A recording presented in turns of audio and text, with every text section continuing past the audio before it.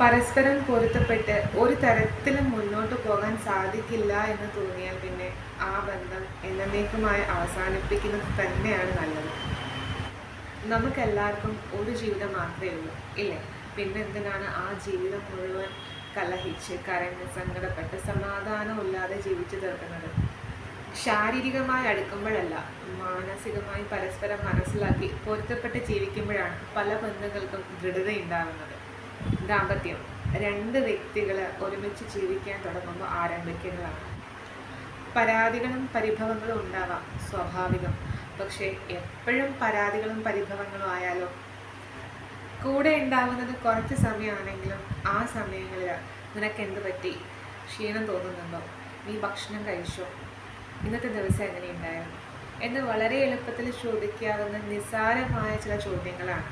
പക്ഷെ ആ ചോദ്യങ്ങൾ ഒരു വ്യക്തിയിൽ ഉണ്ടാക്കുന്ന അവസ്ഥ എന്താണ് എന്ന് നമുക്കൊരിക്കലും ഊഹിക്കുന്നതിനും അപ്പുറത്താണ്.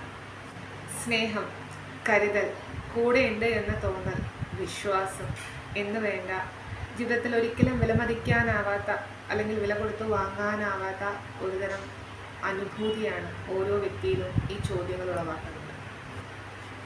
പക്ഷേ ദാമ്പത്യ ജീവിതത്തിൽ ചോദിക്കാൻ മറന്നു പോകുന്ന നിസ്സാരമായ ചോദ്യങ്ങളും ഇവയൊക്കെ തന്നെയാണ്.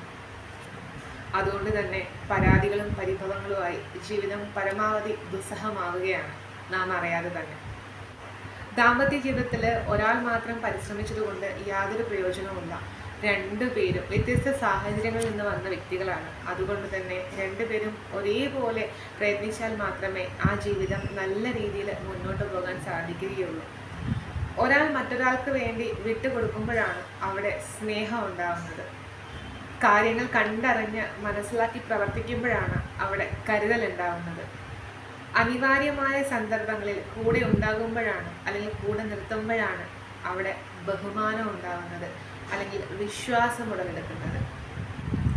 സ്നേഹം, കരുതൽ, വിശ്വാസം, കൂടെയുണ്ട് എന്ന തോന്നൽ, ബഹുമാനം, ഇതൊക്കെ ഉണ്ടെങ്കിൽ തന്നെ ഓരോ ദാമ്പത്യ ബന്ധവും എത്ര മനോഹരമായിരിക്കും. ഇതിൽ നിങ്ങളുടെ ജീവിതം അല്ലെങ്കിൽ നിങ്ങളുടെ ദാമ്പത്യ ജീവിതം എങ്ങനെയുള്ളതാണ്?